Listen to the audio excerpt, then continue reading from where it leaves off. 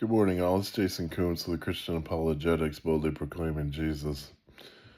Today, I just kind of want to get on here, share my thoughts about some current events that are going on, and how maybe we as Christians can relate to it or apply it to our lives, or how we should pray about it.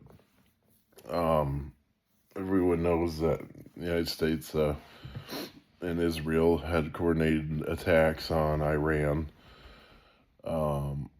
And I don't want to get on here and pretend I know a lot about foreign affairs or the ins and outs, or I'm some expert on these things, because I'm not. I do watch a fair amount of things online and on the news, and I can point to where Iran is on a map, because that's the joke sometimes, is that we don't even know where they are on a map, but I can do those things. And first and foremost, I pray for our troops. I pray for everyone involved in that. I pray for the people of Iran. I pray that they're safe. I pray, because there's many, not only we should pray for the unbelievers too, but there's a large contingent of Christians over in Iran who were hunted. They were persecuted. A lot of times, if they were found out, I think they were put to death. This regime was not a good regime.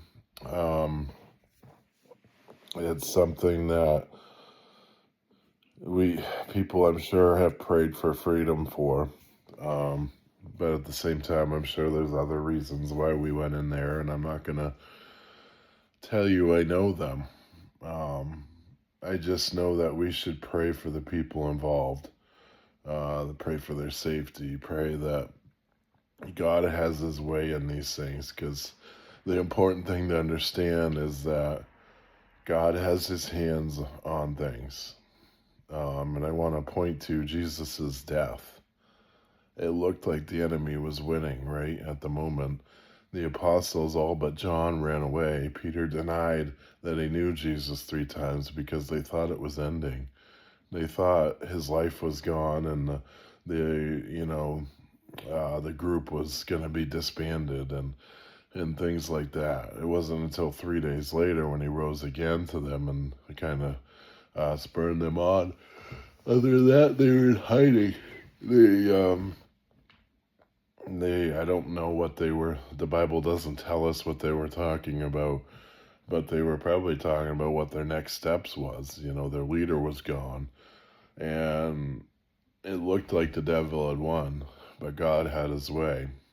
So we need to take that lesson into today, and no matter what happens, it looked like God has his hands on things. God, even through evil kings and evil actions, and I'm not commenting one way or the other on what I think this was, because I really don't know. I do know that the regime that was in place in Iran was a very evil regime. They killed people. They tortured people. So I'm not going to sit here and bemoan a very ruthless dictator. He's more than a dictator. He had supreme control over religion, over everything in that country. I'm not going to sit here and bemoan him or be sorry for that. That's one thing I'm not going to do, whether I agree with we should be involved or not. An evil man was taken out over the weekend, and many, because the U.S. military is something to be in awe of, that's for sure. They have a lot of power, and it's something to marvel at. So, as we've seen 2 instances of where things might have taken years with finding other sorts of those leaders like Bin Laden or Hussein, we've taken out 2 of those people like overnight. It's crazy. So, the point of this video is I just want to tell Christians and tell believers that God has a plan through this, and Iran is one that is very present throughout the Bible. Um, the Persian Empire took over the Babylonian Empire, and Daniel was a advisor to them for a while. Um, there's a prophecy in Daniel where the angel was held up, the Michael was held up from bringing uh, a prophecy to Daniel because the prince of Persia was fighting against him. And we know through prophecy that Persia has a major part in the end times. Now, I don't know, I'm pretty sure because I believe very much that we are living in the end times, and I believe this will have significance. The leadership that takes over.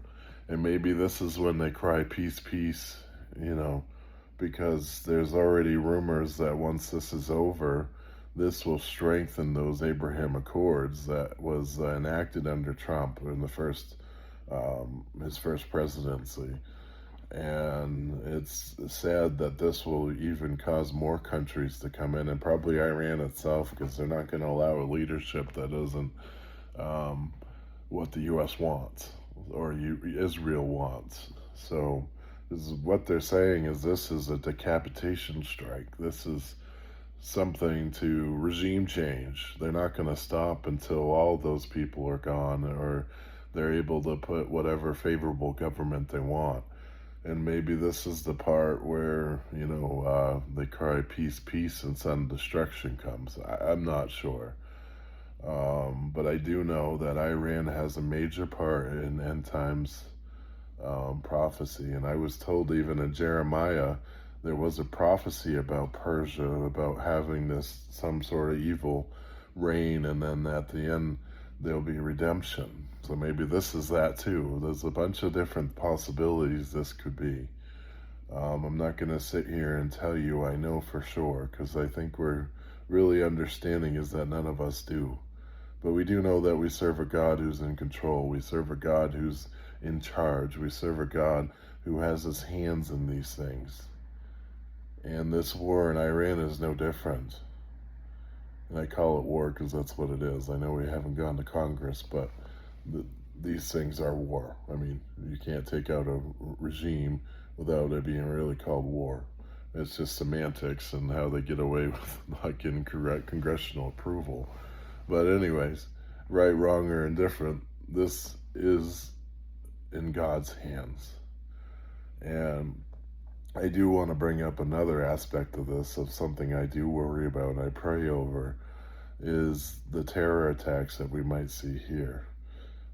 There's been rumors that they have strike teams or people that will fight to their own deaths, fight to their last breath. There's rumors that these types of people are already over here. And we know that our border was very open for a lot of years, and that it was very easy for these type of people to come in. And who knows who's over here. So I do pray, and I think we should all pray, that we keep not only our servicemen and women safe, but we keep the homeland safe as well. And be on guard. I mean, if you're around public places or you're, around anything, just keep your eyes open. You just never know. It's a good idea too, anyways. We live in a world that's you can't always count on safety. So be vigilant, be aware, be prayed up that God will bind these things. But be aware, just don't, have eyes in the back of your head everywhere you go. Don't just assume, they call it complacency bias. Don't just assume that you're safe, because you don't know. Take precautions, be prepared. I'm not saying don't live your life. Don't go do things. What I am saying is just be aware of what's going on. Be aware of your background. Don't be so caught up in your own group or your own day-to-day things that you're not aware. Just notice things that might be odd or things like that. I'm not trying to sound paranoid, but we live in a day and age where we can't assure our safety. Terrorist attacks do happen, bad things do happen, and we need to just take precautions. So I just wanted to get on here, kind of share my thoughts as a person who's not, you know, I'm just a guy from Maine that talks to you on YouTube about God and Jesus. So I'm not one that knows all the ins and outs of these things, because I'm sure there's a lot of processes at play. There's a lot of things that we don't see. There's a lot of reasons that this happened that we probably aren't brought to light. Um, I'm sure all the things that you hear, or some of them's true, some of them's not. I just want to get on here and encourage you that God's still in control, that we can pray and petition the Father for protection and safety, and we can know that at the end of it all, Jesus will return. Jesus is coming back, and things may seem bleak, things may seem uncertain, but we can take it to the Father who is for certain that He is in charge, and know that He has His hands in all things, that even when evil has its way, God still has his hands in things, and His plan is still intact. That's the amazing thing about us all, is that we have the victory. In the end, Jesus comes back. Jesus takes out all these evil regimes, and we can take that for certain. So today I just want to encourage you, and just stay prayed up, pray for our servicewomen, pray for our country that everything's kept safe from any terror attacks that might be coming, because they're fighting a fanatical regime, and one that will fight to the death. So let's just be aware of those things and stay vigilant. And I hope you have a good week, and God bless. Thank you. Bye.